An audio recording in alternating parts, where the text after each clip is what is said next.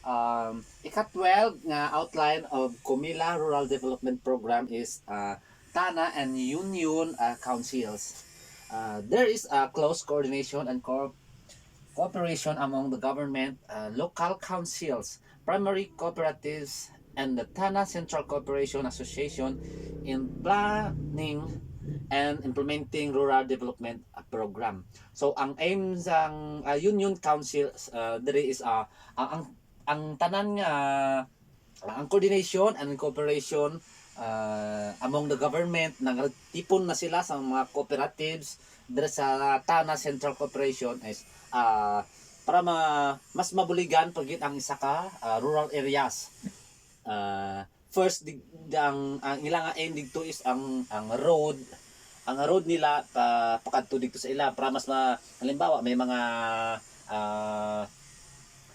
product sila nga pakadto sa urban areas is madali lang siya. And then second is ang communication.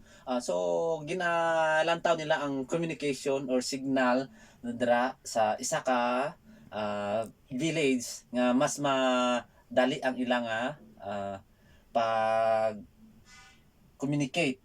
And then ang ano pagit sang government is ang irrigation nila. Ano ang patubig nila dara nga area.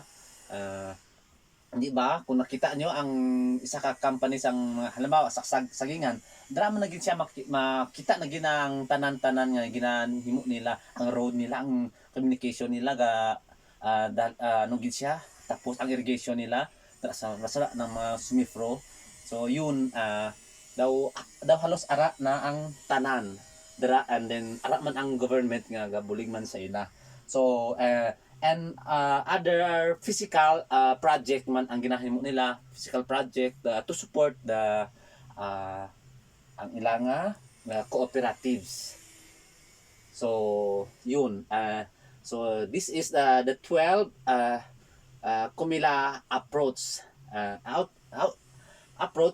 or outline to rural development program para ma-develop pagid ang isa ka village or rural areas.